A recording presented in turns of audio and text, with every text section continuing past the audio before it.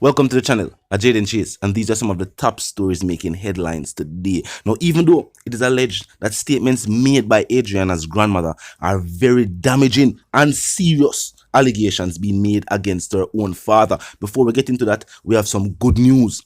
Stephen Josephs, the project manager at San Myrna Foundation, which assisted in getting Adrianna overseas, has stated that she has done 3 successful surgeries and is currently recovering as we speak. This is definitely good news. When you drop a like on the video and drop a comment in the comment section and continue to send some strength for Adrianna Laing. Now, may I make you hear what was allegedly said by the grandmother, and they will continue the reasoning. Look and listen. To know, I've done it.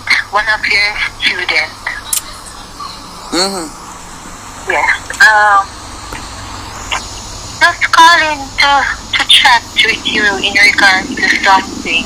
I was watching last night as it regards to those kids, and I saw where a lady called in, and she was saying that she went onto the mother's Facebook page, and she did not see any video of her going to any party or any fun thing like that. So I went onto her page myself to take a view, and I saw about 3 videos, her having fun, and one of them stated that she was at her bar, so obviously it seemed as if she had a bar. Then I went onto the man's page because I was curious, right? So I went onto his page and I tried to go through as many things as I could go through, because I listened to the grandmother also, and the grandmother stated that the man never really cared about the kids until after the girl gone missing. And I'm seeing a lot of posts with him, some pictures, him and his kids, and the kids alone from maybe 4 years ago, whatever. The little boys when they were DJing and all of that. So, I'm wondering, because it's kind of strange. And then I heard the grandmother say that he was molesting the little girl.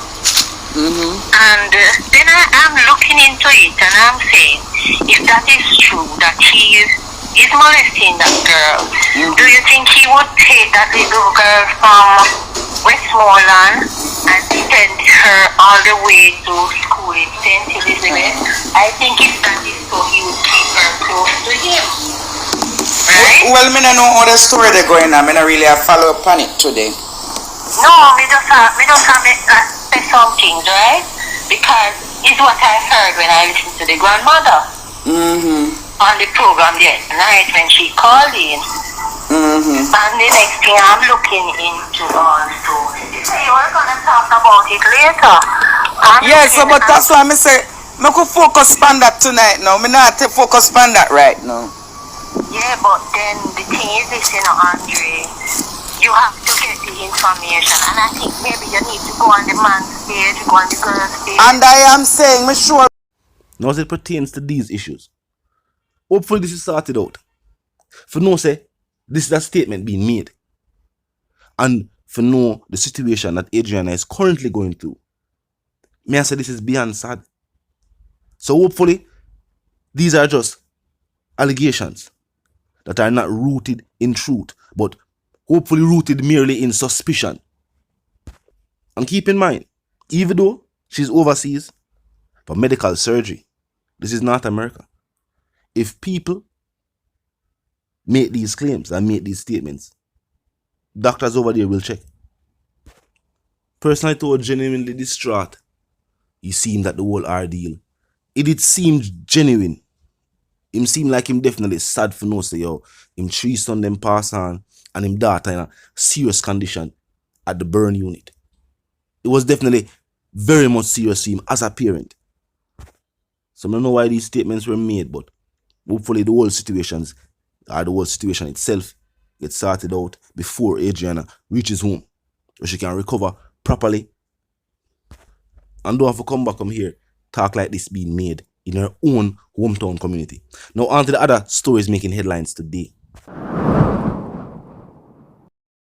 Now also making headlines today, opposition spokesman on national security, Senator Peter Bountin, has blasted the government for deciding that 12 days of mourning for Queen Elizabeth II will be what is best for the country. He says, there is no national mourning for the over 1,000 people slain in the country since the start of the year. Hold on. Following the Queen's passing on Thursday, the government announced a mourning period of September 8th to the 19th, with the 18th being the official day of mourning.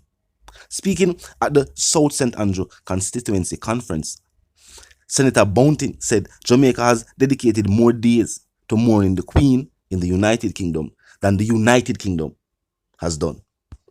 He also pointed out that it was very disappointing to himself and to probably people who he has spoken with that there is more attention being paid to the mourning of the Queen than to issues actually affecting Jamaica. Now tell me what you think. Now truth be told, when him point out the fact that we have scheduled a mourning period from September 8th to 19th, I'm pointing out that that is more days than the United Kingdom in which Queen Elizabeth reigned. Jamaica slated more days to mourn the Queen than the Queen's own country. It's very strange. Very, very strange. Now, he also pointed out that there has never been any day of mourning for the lives constantly being lost on the island. Are true? People lose their lives on a daily basis.